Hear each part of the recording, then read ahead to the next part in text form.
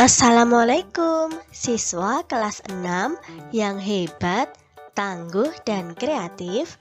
Bagaimana kabar kalian hari ini? Alhamdulillah, semua dalam kondisi yang sehat dan bahagia.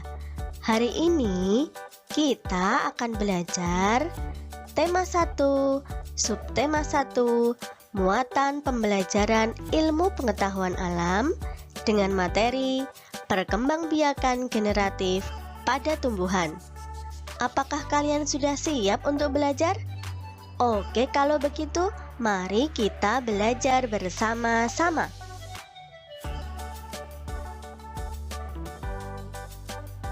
Tahukah kalian, salah satu tumbuhan yang berkembang biak dengan bunga adalah tumbuhan jagung.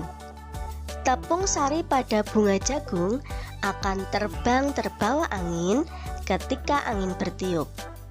Tepung sari yang terbawa angin sebagian akan jatuh di kepala putik yang terletak di bagian bawah bunga pada pohon jagung yang lainnya.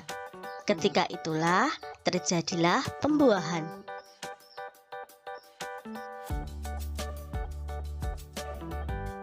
Nah, perkembangbiakan seperti pada tanaman jagung tersebut disebut dengan perkembangbiakan secara generatif.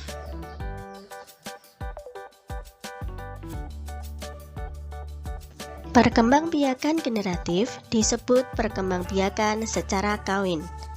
Perkembangbiakan generatif adalah perkembangbiakan yang dilakukan melalui proses penyerbukan dan pembuahan. Perhatikan bagian-bagian bunga berikut ini. Pada bunga ini terdapat benang sari sebagai alat kelamin jantan pada tumbuhan dan kepala putik sebagai alat kelamin betina pada tumbuhan.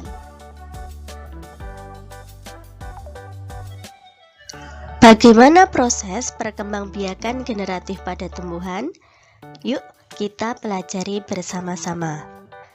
Perkembangbiakan generatif pada tumbuhan diawali dengan penyerbukan, yaitu melekatnya atau jatuhnya serbuk sari ke kepala putik.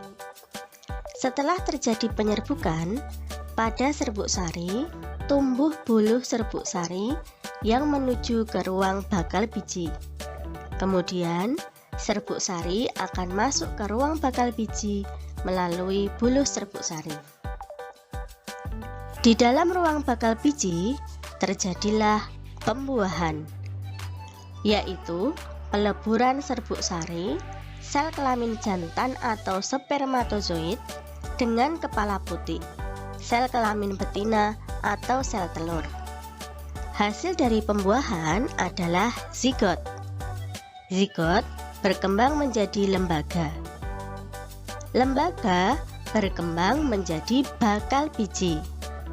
Bakal biji berkembang menjadi biji dan bakal buah. Kemudian bakal buah berkembang menjadi daging buah. Selanjutnya, biji tersebar pada tanah yang subur, sehingga tumbuhlah menjadi individu baru.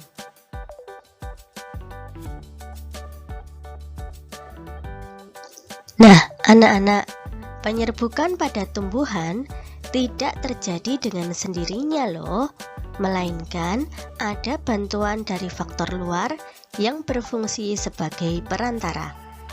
Berikut ini macam-macam penyerbukan berdasarkan perantaranya. Yang pertama, penyerbukan dengan bantuan angin atau disebut dengan anemogami. Contoh, padi, jagung, kelapa sawit, kelapa, dan lain-lain. Penyerbukan yang kedua yaitu penyerbukan dengan bantuan hewan atau disebut dengan zoidiogami. Penyerbukan dengan bantuan hewan dibantu oleh kupu-kupu, lebah, burung, atau bekicot. Contoh, bunga matahari, dan lain-lain. Penyerbukan yang ketiga yaitu penyerbukan dengan bantuan air atau hidrogami. Contohnya adalah ganggang dan hidrilla. Berikutnya ada penyerbukan dengan bantuan manusia atau disebut dengan antropogami. Apa saja tumbuhan yang penyerbukannya dibantu oleh manusia? Di antaranya ada vanili, salak, buah naga, dan kurma.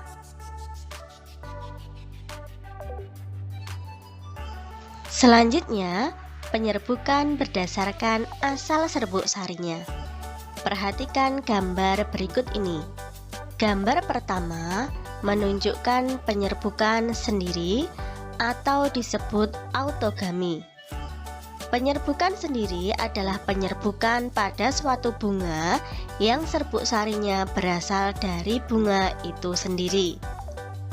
Gambar yang kedua merupakan penyerbukan tetangga, yaitu penyerbukan pada suatu bunga yang serbuk sarinya berasal dari bunga lain pada tumbuhan tersebut. Yang ketiga merupakan penyerbukan silang. Apa itu penyerbukan silang? Penyerbukan silang adalah penyerbukan pada suatu bunga yang serbuk sarinya berasal dari bunga lain pada tumbuhan lainnya yang masih sejenis. Yang keempat yaitu penyerbukan bastar. Penyerbukan bastar adalah penyerbukan pada suatu bunga yang serbuk sarinya berasal dari bunga lain pada tumbuhan lainnya yang berbeda jenis atau sekurang-kurangnya mempunyai satu sifat yang berbeda.